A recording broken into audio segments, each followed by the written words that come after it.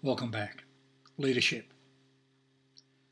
Now, leadership doesn't matter who you are, where you came from, what your social status is, whether you came from the right side or the wrong side of the tracks, your upbringing. These things don't matter. All mankind, you and I, were all created not to be dominated. Right? Not to be dominated.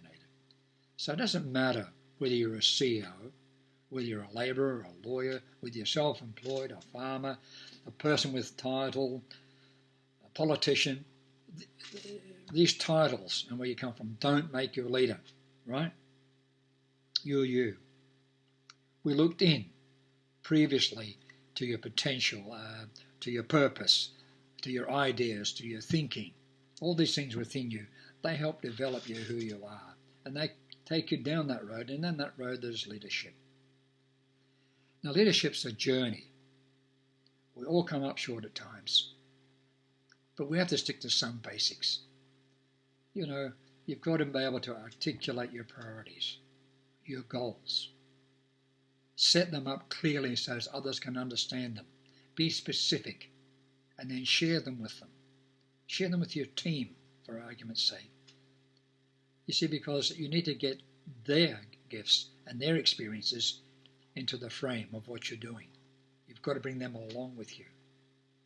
So leadership is not a method, it's not a technique, or it's not a science. Leadership is an attitude.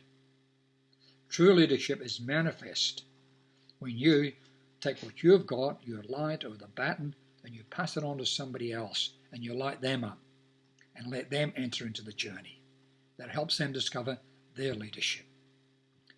And this is so important to me that when I started this morning to record this, I thought, no, I'll go back to a book that I've used for many, many years. And I'd like to just to read to you why it's important to me. And I hope it's going to be important to you. So here we go. This again is from Monroe. You act in a way that is consistent with your self-image. Low self-esteem is a result of an inferiority or even a superiority complex. Again, the way you relate to others is directly connected to how you feel about yourself. The value that you perceive in others, what they have, is the way that you treat them is directly determined by how you see and value yourself. You can never truly value others above your own value. Very important.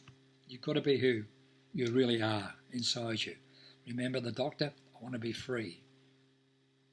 He wanted to lead. He knew that he had to be free to do that and be himself. Right? Now here are some of the points that I write down, and when I do my Sandwords, a lot of times I refer to some of these principles. There's a few here, so stick with me. Right? These are some marks of what makes a leader. You've got to have a strong self-image, a true self of who you are, your source.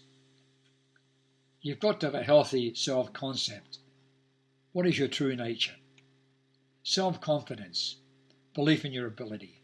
Self-significance, the value and contribution you are making to the world and to others. A deep conviction and determination from within you. A spirit of excellence. I could go on and on and on. There's a lot of them here. But he ends up by saying that attitudes are nothing more than habits of thought produced by your self-image, self-worth, and self-esteem, and habit. And they can be required and acquired and changed by the reconditioning of your mind. So remember, you'll be judged by your actions. So let truth and integrity be your guide. And we're going to look at integrity, finish off the series in the next Sandwords. Blessings.